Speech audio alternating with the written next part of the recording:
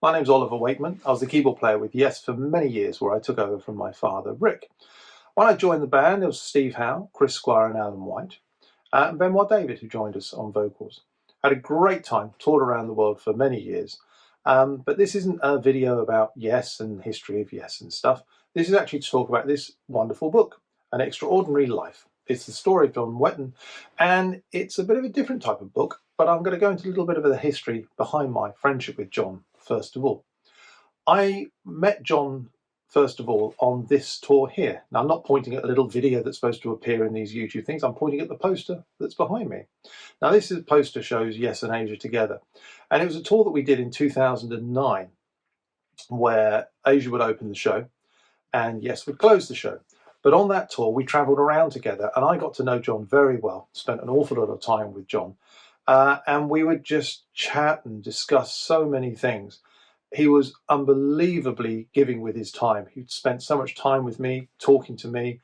We would talk about music, history, anything. But one thing he really did do, which really helped me, is he gave me an awful lot of career advice, which I still hold dear to this day. And whenever I sit down and think, oh, how should I do this? I try to remember the things that John said to me.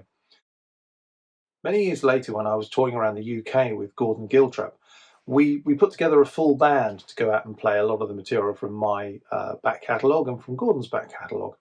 And one of the shows was going to be near John's hometown. So I got in touch with John and said, look, I'm going to be in your neighbourhood. It'll be great if we could meet up, maybe have a cup of coffee and have a chat. And he said, great, can I come to the show? And I said, yeah, it'd be brilliant. And jokingly he said, it'd be terrific if you wanted to come and sing with us. And he went, yeah, all right.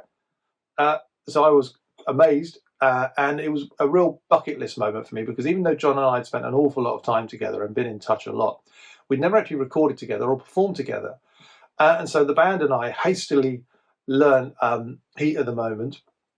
And then when John turned up in the afternoon, we spent the afternoon rehearsing the track. And that evening, John came up and played with us, sang beautifully, and it was just like a real highlight for me. One of those little moments in life that you never forget. The reason I'm telling you that story in a brief format is because that is one of the little stories that's in this wonderful book. And what's great about this book is it's a little bit different to the standard musical biography of an artist. A lot of books are written by people about someone's career. Sometimes the person writes their own book and tells their own story.